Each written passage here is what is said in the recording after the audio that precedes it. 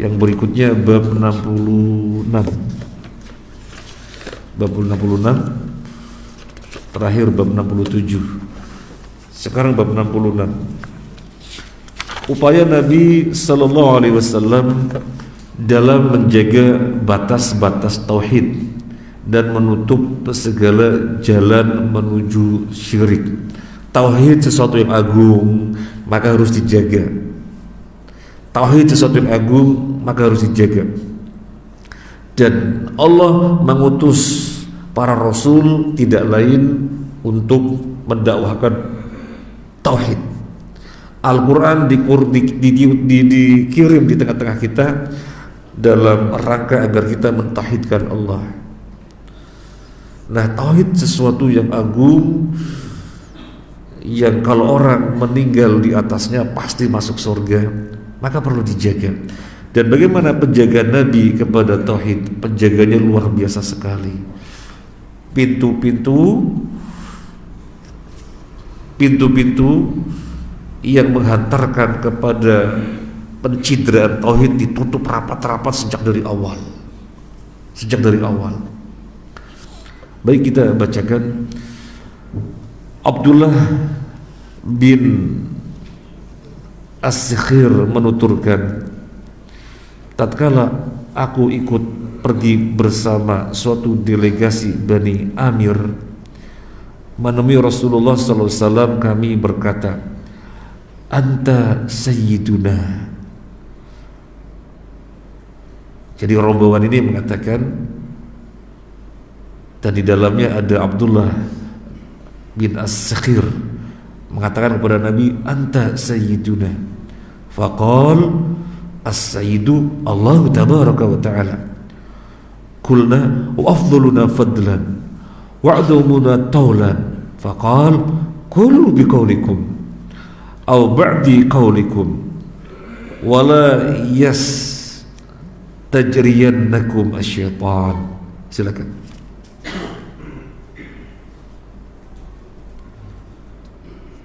Artinya, maka beliau SAW bersabda, Sayyid yang sebenarnya adalah Allah Tabaraka wa Ta'ala. Lalu kami berkata, dan kau adalah yang paling mulia dan paling agung kebaikannya di antara kami. Beliau pun bersabda, ucapkanlah semua atau sebagian kata-kata yang wajar bagi kalian, dan janganlah terseret oleh syaitan. Jazakallahu khair. Abdullah Asy-Syihir menuturkan, jadi bersama rombongan menemui Nabi. Syekh Utsaimin mengatakan ini bisa jadi tahun ke-9 Hijriah. Ini bisa jadi tahun ke-9. Karena tahun ke-9 banyak sekali rombongan datang, maka bisa jadi ini kejadiannya tahun ke-9.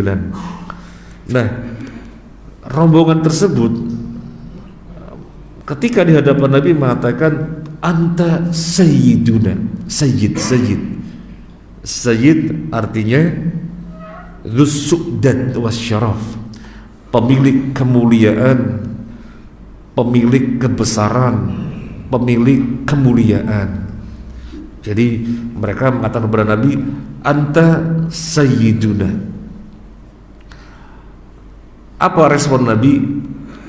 As-sayyid Allah tabaraka wa ta'ala.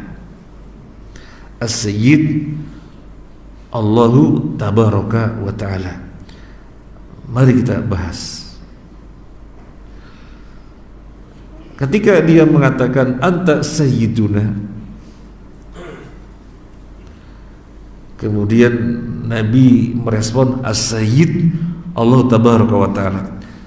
Berarti di sini Nabi mengingkari apa tidak disebut sayyid? Ini orang-orang rombongan mengatakan anta sayyiduna, engkau adalah sayyid kami.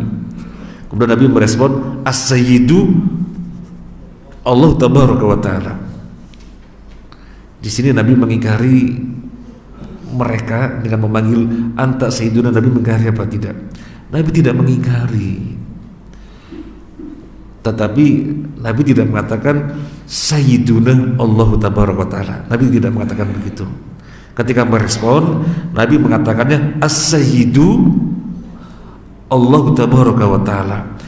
Apakah ada perbedaan makna? Ada.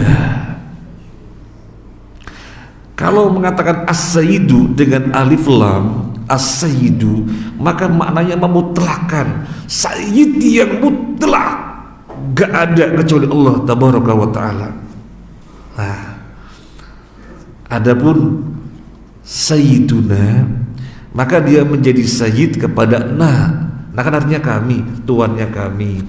Kalau sayyidu qaumin, kalau yang belajar nahwu tentunya paham, diidofahkan. Sayyidu qaumin berarti sayyidnya suatu kaum.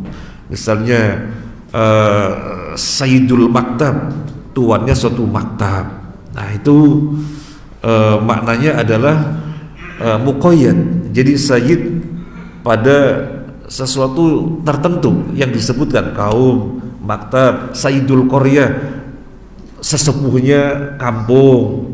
Nah, silakan sayyiduna, tuan kami, berarti tuan untuk kami, silakan. Tetapi yang mutlak as-sayyidu tabaraka, Allah tabaraka wa ta'ala. As-sayyidu yang mutlak, sayyid yang mutlak adalah Allah. Jadi Nabi mengajarinya dengan al. Di sini Nabi hendak mengajarkan kepada mereka. Di sini Nabi hendak mengajarkan kepada mereka. Awas, jangan sampai melampaui batas. Kalian mengatakan kepada saya sayyiduna, ya silakan saja. Silakan saja. Karena saya adalah seorang nabi, maksudnya begitu, seorang rasul yang memberikan arahan-arahan kepada kalian, silakan saja, tapi jangan melampaui batas sehingga Nabi melakukan tindakan preventif, saddud dzari'ah. Tindakan preventif, tindakan antisipasi dengan mengatakan as-sayyidu Allah tabaraka wa ta'ala, sayyid yang mutlak itu Allah. Adapun kalian mengatakan saya sebagai sayyid, ya sayyiduna, silakan saja. Karena sayyid yang mutlak adalah Allah tabaraka wa ta'ala. Ini menunjukkan tidak mengapa menyebut Nabi dengan sayyiduna, sayyiduna Muhammad, tidak ada masalah. Enggak ada masalah. Sayyiduna Allahumma sholli ala sayyidina Muhammadin, enggak ada masalah. Enggak ada masalah. Sebagaimana di dalam hadis ini mereka rombongan mengatakan anta sayyiduna, Nabi tidak mengingkari, tetapi Nabi melakukan tindakan preventif biar jangan melebar lebih dari itu. Maka Nabi mengatakan as-sayyidu Allah tabaraka wa ta'ala, sayyid yang mutlak hanyalah Allah azza wa jalla. Tetapi kemudian mereka atau sebagian kaum muslimin mengatakan, makanya kita membaca sayyiduna, jangan Muhammad wa sallallahu Muhammad, kita baca sayyiduna. Nabi loh tidak mengingkari. Ini pembahasan lain. Kalau yang dimaksud di luar sholat silakan. Kalau yang dimaksud di luar sholat silakan. Tetapi kalau yang dimaksud di dalam sholat, Nabi kan ditanya, kami sudah tahu bagaimana kami mengucapkan salam kepadamu, lalu bagaimana kami bersolawat kepadamu. Nah, Nabi mengatakan, katakanlah Allahumma sholli ala Muhammad wa ala ali Muhammad kama shallaita ala Ibrahim wa ala ali Ibrahim innaka Hamidum Majid. Nah, ini jawaban Nabi. Maka itu yang kita baca di dalam sholat. Dan tadi kita sudah mengatakan bahwasanya Nabi SAW tidak menunda penjelasan ketika dibutuhkan. Ini penting sekali. Nabi tidak menunda penjelasan ketika dibutuhkan. Orang datang, gimana tata cara saya bersolawat? Kalau saya untuk bersalam sudah tahu salawat gimana, kemudian Nabi ajari al-qaul, katakan Allahumma sholli ala Muhammad wa ala Muhammad. Maka itu yang dikehendaki oleh Nabi ketika di dalam sholat. Kalau di luar sholat silakan saja. Kalau di luar sholat silakan saja. Nabi tidak menunda penjelasan. dia bertanya dalam kondisi butuh, maka Nabi menjawab yang semestinya karena Nabi tidak menunda penjelasan. Nah, jadi ini yang terkait dengan judul kita sudah kita dapatkan. Ketika mereka mengatakan Sayyiduna, Nabi tidak mengingkari, tapi kemudian Nabi mengantisipasi dengan mengatakan As-Sayyidu, Tuhan yang mutlak adalah Allah, awas jangan melampaui batas. Kemudian mereka mengatakan wa afdaluna fadlan wa a'dhamuna taulan, engkau adalah orang yang paling agung, paling utama. Engkau adalah orang yang paling utama, wa a'dhamuna taulan, dan yang paling banyak kebaikannya. Memuji-muji Nabi lagi. Tadi ketika bilang anta sayyiduna, Nabi antisipasi as-sayyid Allah tabaraka wa taala. Kemudian mereka masih mengatakan anta afdaluna fadlan wa a'dhamuna taulan, orang yang paling utama di antara kami dan orang yang paling banyak kebaikannya. Jadi memuji-muji lagi. Maka Nabi mengatakan qulu biqaulikum au ba'di qaulikum, ucapkanlah sebagaimana yang biasa kalian ucapkan. Ucapkanlah sebagaimana yang biasa sebagian kalian ucapkan. Apa yang biasa diucapkan ketika memanggil Nabi? Ya Rasulullah, gitu saja. Ya Nabi Allah, ucapkanlah sebagaimana yang kalian biasa mengucapkan.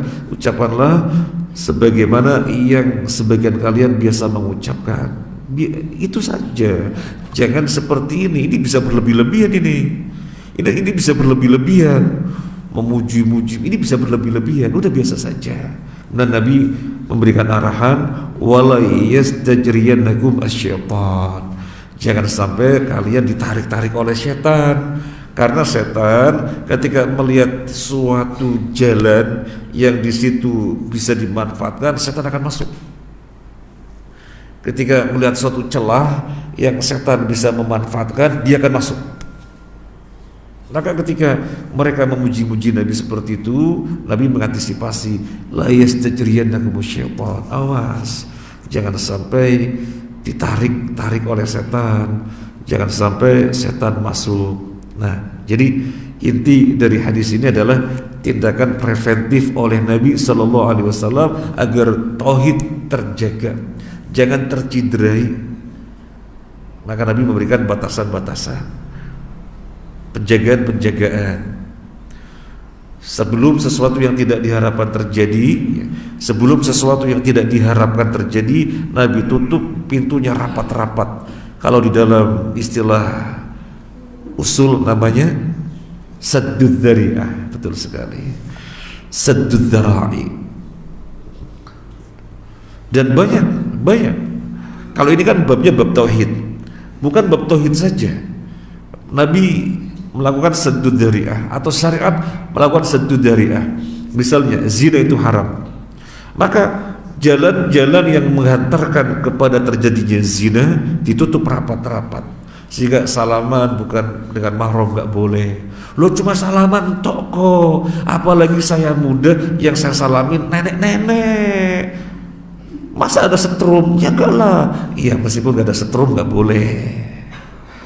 Nggak boleh. Ini pintu menghantarkan ke sana ditutup rapat-rapat.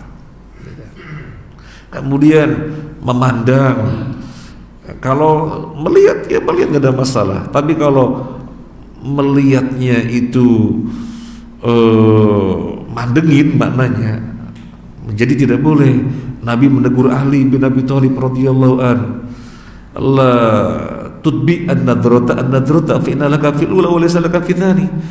Jangan mengikuti pandangan yang pertama dengan pandangan yang berikutnya, karena bagimu pandangan yang pertama dan tidak bagimu pandangan yang berikutnya. Artinya apa? Ya kalau kita berbicara melihat biasa, tapi kalau kemudian melihatnya diikuti dengan pandangan berikutnya, bahasa kita mandengin tidak boleh. Dan ada yang bilang gimana kalau mandanginnya yang pertama tapi pelama gini? Ya sama aja maknanya. Ya sekali tapi lama gitu ya. Kenapa tidak boleh? Kan bukan zina.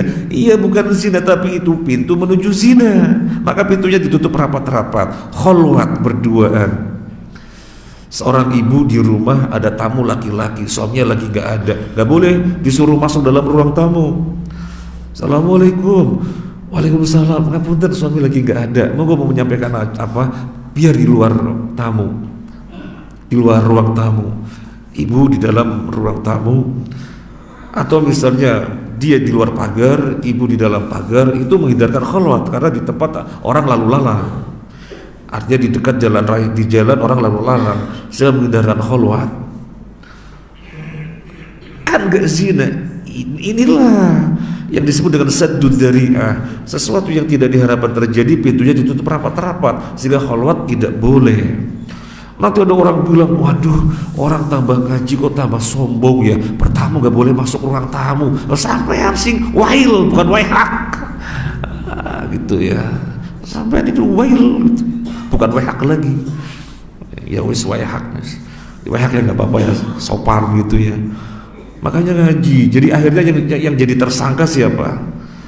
Yang jadi tersangka orang yang ngaji, padahal menerapkan hukum. Suaminya tidak ada, ya tidak masuk ruang tamu, di luar. Nanti kalau masuk ruang tamu jadinya berduaan khalwat. Kemudian misalnya riba itu dilarang, padahal ada suatu kasus gak ada yang dizalimi, tapi Nabi larang dan Nabi masukkan kategori riba karena Nabi menutup rapat-rapat biar jangan terjadi riba. Apa misalnya? Misalnya satu sok gandum yang bagus ditukar dengan 2 sok gandum yang kurang bagus. Kalau dilihat hitungnya, kalau dilihat harganya sama. Satu sok yang bagus harganya misalnya 5 real, sama harganya dengan 2 sok gandum harganya juga 5 real, sama-sama 5 real. Berarti nggak didolimi dong. Jadi tukar satu sok gandum yang bagus dengan 2 sok gandum yang kurang bagus, harganya sama-sama 5 real. Berarti kan nggak ada kedoliman. Tetapi karena bisa membuka pintu terjadinya riba, maka ini sudah dinyatakan sebagai riba. Jadi secara tersendiri sudah dinyatakan riba. Nggak boleh jenis yang sama dan satu kelas, nggak boleh satu jenis yang sama ada perbedaan takaran. Ini karena agar jangan sampai terjadi riba. Dalam bab yang kita bahas sekarang, agar jangan sampai terjadi pencideraan syirik, maka orang yang memuji-muji Nabi dengan pujian yang demikian, Nabi antisipasi. Anta sayyiduna as-sayyidu Allah tabaraka wa ta'ala.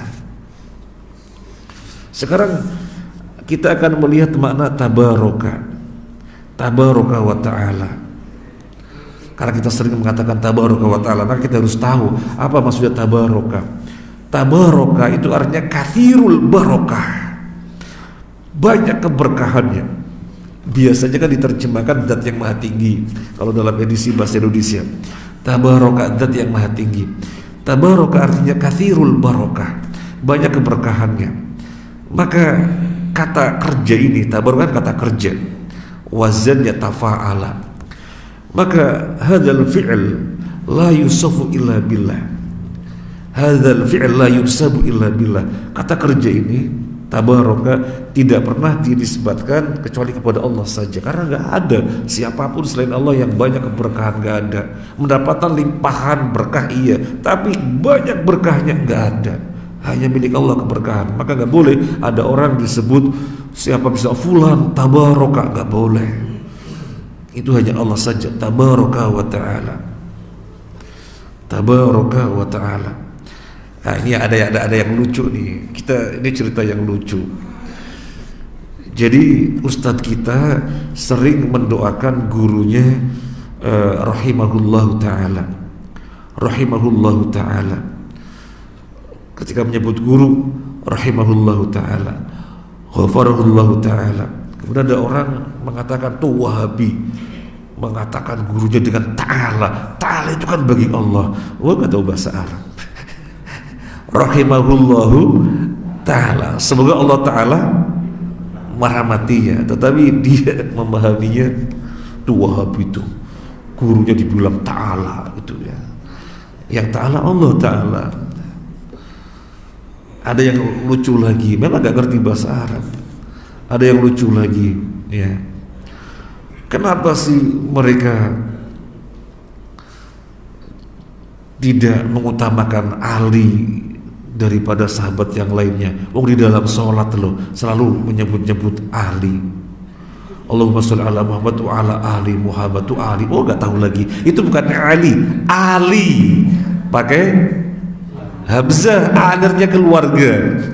Tapi mereka mengatakan yang disebut-sebut dalam sholat itu sahabat Ali. Wa ala Ali. Kenapa tidak didahulukan atas yang lainnya? Gak ngerti bahasa Arab lagi. Repot memang kalau gak ngerti bahasa Arab, ya. Maka mutlak untuk bicara agama harus ngerti bahasa Arab. Nah, sebenarnya masih ada satu lagi, tetapi waktunya sudah habis. InsyaAllah kita lanjutkan pada yang lainnya, InsyaAllah. Terima kasih, jazakumullah khairan. Mungkin untuk bab ke-66 ini kita tutup dengan dengan kejadian-kejadian atau ritual-ritual yang tidak pas, memanggil-manggil Nabi berlebihan, padahal di dalam kejadian yang sudah terjadi ketika orang mengatakan anta sayyiduna, itu satu yang diperbolehkan. Nabi mengantisipasi as-sayyidu Allah tabaraka wa ta'ala. Maka kemudian orang-orang meminta kepada Nabi, menyebut-nyebut Nabi dengan yang berlebih-lebihan, itu tidak diperbolehkan. Apalagi kemudian selain Nabi diyakini memiliki andil dalam mengatur alam semesta, itu kan akidahnya sufi gitu ya, sehingga manggil-manggil wali penjaga kutub utara, kutub selatan. Jadi alam semesta ini dalam kendali wali-wali, karena mereka telah diizinkan oleh Allah, maka dipanggil-panggil nama-nama wali itu. Yang memanggil-manggil nama wali itu maka akan selamat. Dan mereka memiliki syair-syairnya, wa ya aktob, wa ya sadat, dan seterusnya gitu ya. Ini kan masa lalu gitu ya. Sudah ditobati. Jazakumullah khairan, semoga bermanfaat. Terima kasih atas kebersamaannya. Subhanakallahumma wa bihamdika asyhadu an la ilaha illa anta astaghfiruka wa atubu ilaik. Assalamualaikum warahmatullahi wabarakatuh.